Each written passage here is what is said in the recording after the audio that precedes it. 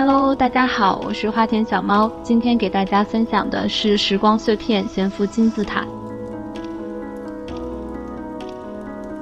使用的是拓竹的磁悬浮套件，里面包含了机芯和浮子。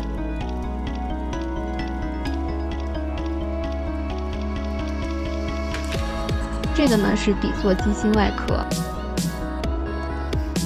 底部安装4颗小垫，可以更好的散热。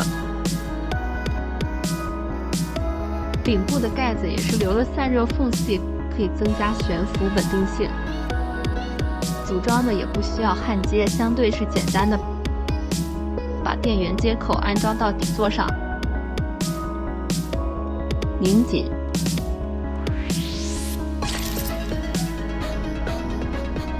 再把机芯对齐固定，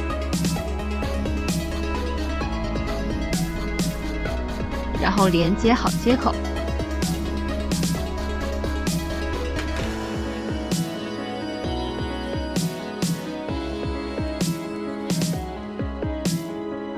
触摸的开关面板需要用双面胶固定。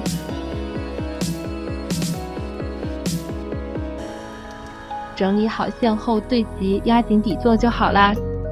这边是电源开关有三角形标志，接下来就是浮子的组装，只需要把它装进金字塔里面，拧紧盖子。这里可以用这个小工具，就方便一些了。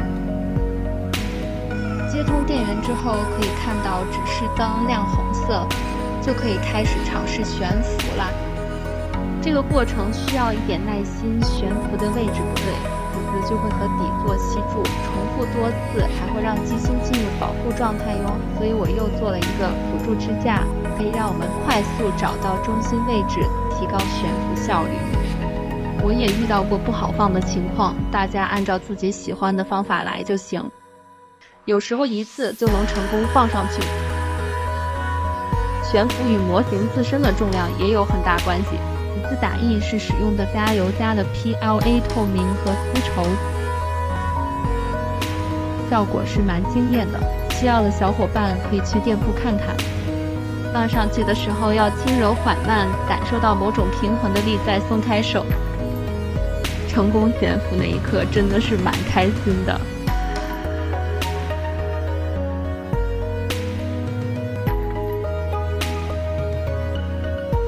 视频到这就要结束了，感谢大家的观看，期待您的3连支持，那就下期再见啦，拜拜。